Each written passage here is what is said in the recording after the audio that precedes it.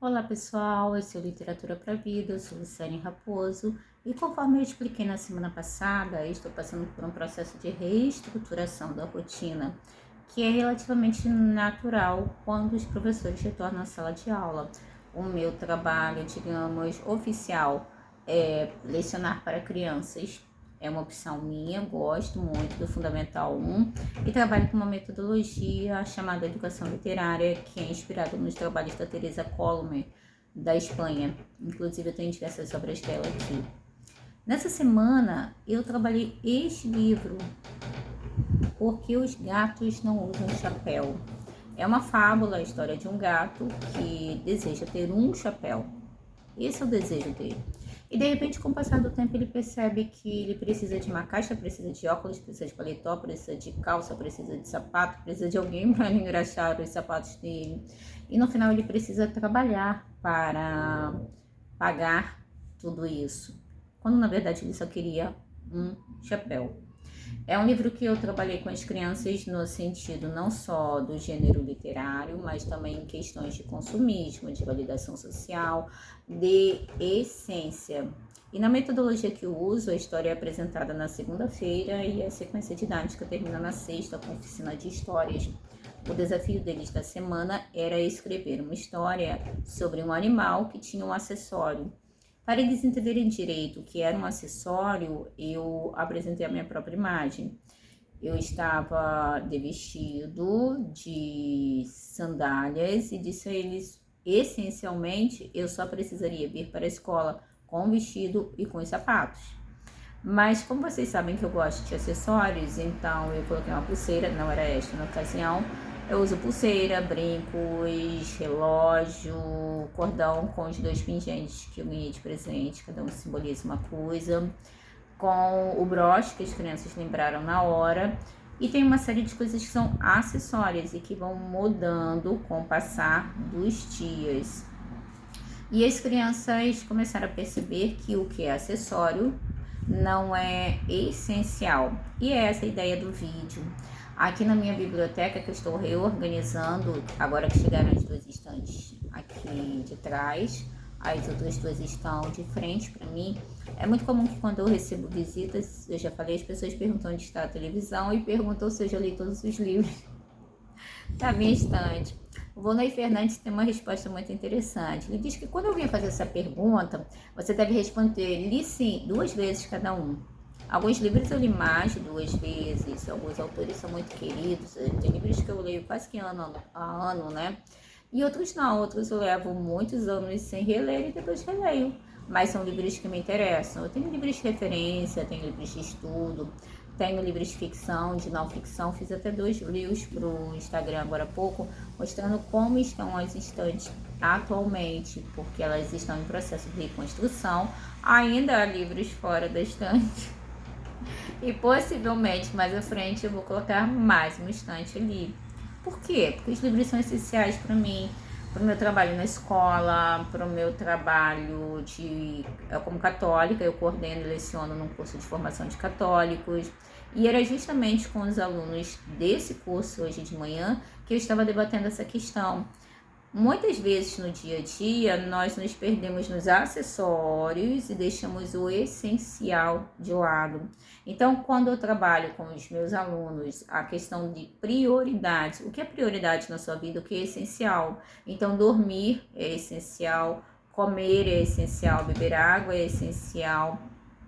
Para quem crê, orar é essencial, o trabalho que sustenta a sua família é essencial, manter a sua casa limpa e organizada é essencial, estar com as pessoas que você ama é essencial, descansar, que não é necessariamente dormir, o silêncio, o descanso é necessário.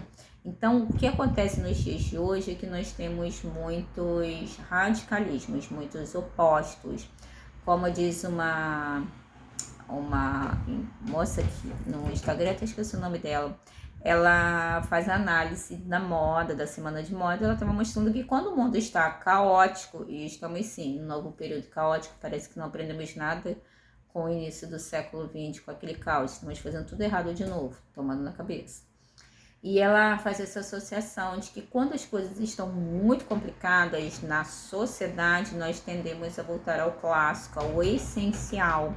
Então, quando eu trabalho com as crianças nesse sentido, eu recordo a elas que o essencial não é que elas façam o cabeçalho naquela hora, não é que elas façam, que elas colhem a atividade naquela hora, que elas copiem alguma coisa naquela hora. O essencial é parar e ouvir o que o professor está falando, para que elas possam compreender não só o conteúdo, mas também as razões associadas a ele. Não é para que o aluno decore, mas que ele compreenda e possa utilizar isso no cotidiano, já que o conhecimento escolar não pode ser descartável.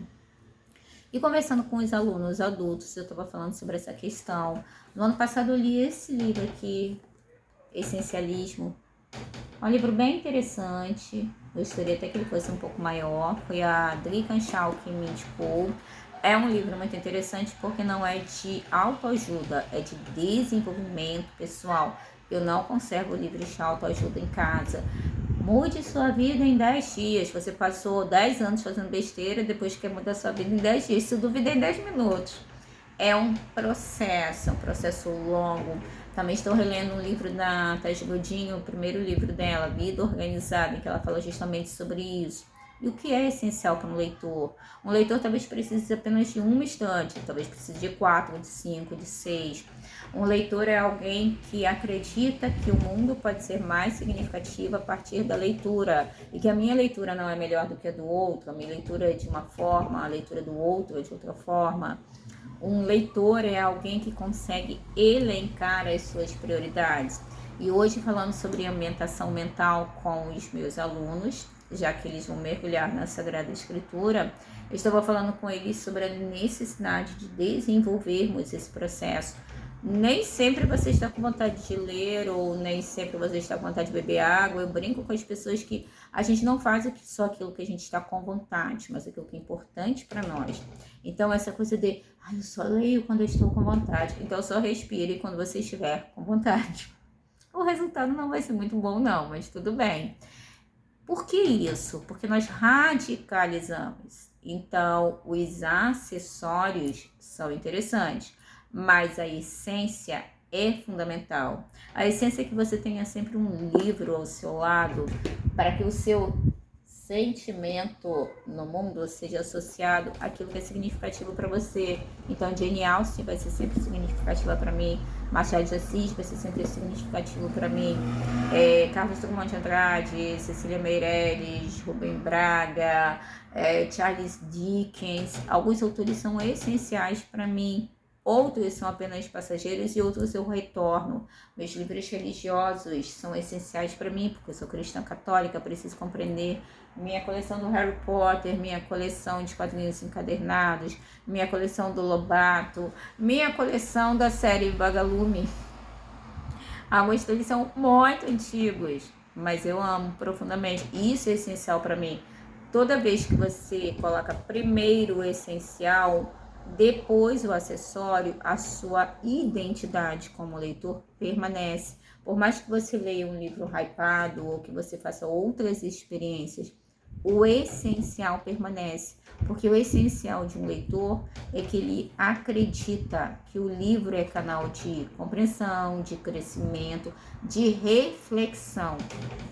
E, acima de tudo, de construção de uma vida em que a essência permanece e nós acrescentamos aqui e ali os acessórios, mas mantemos o foco naquilo que realmente é a essência da literatura, a vida com significado.